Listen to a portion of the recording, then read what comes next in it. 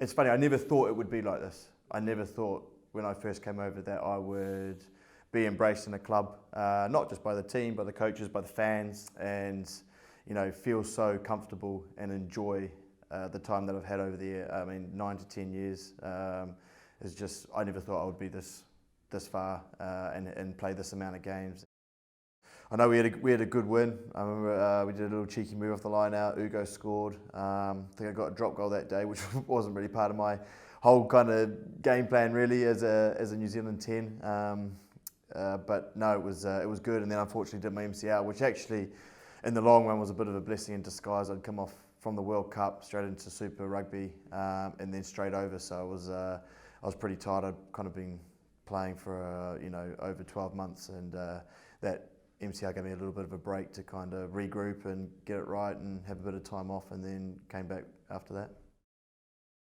That 4 minutes was just a crazy team moment. It was ridiculous in terms of the situation of the game, the kind of conditions we were playing in. A packed stoop. I mean, the stoop's been loud, but that night was just absolutely ridiculous. It was my first year. It was a group of those boys that had really formed a really good bond in a short space of time.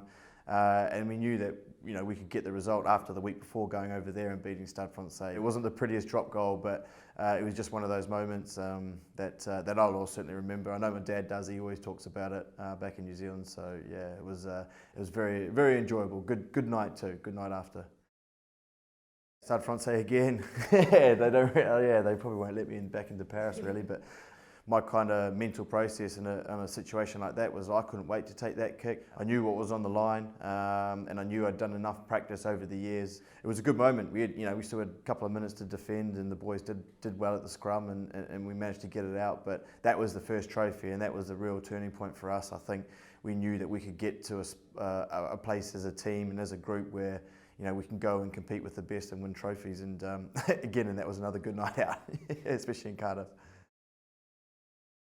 To win a first premiership with that bunch of guys in 2012 was just brilliant.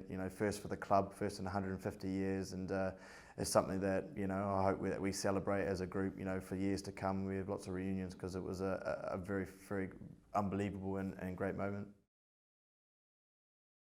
My best moments are always after a game, after a win in the changing room, where you just have that kind of, it's not silence, there's noise, but you just have that real appreciation after a really good win. You can have a beer and you just look around and, everyone is spent, but there's just that collective understanding of what we've just been through, where guys have put their body line, boys are battered, not so much me. I don't really put my head into those spaces anymore, but I thrive for that feeling.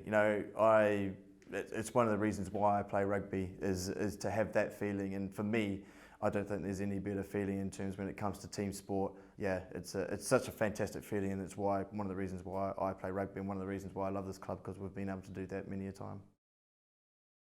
I think guys like Jordan Turner-Hall, he's been away now for 2 or 3 years, but some of the stuff that we went through together, some of the pain that he played through, and he was, I think.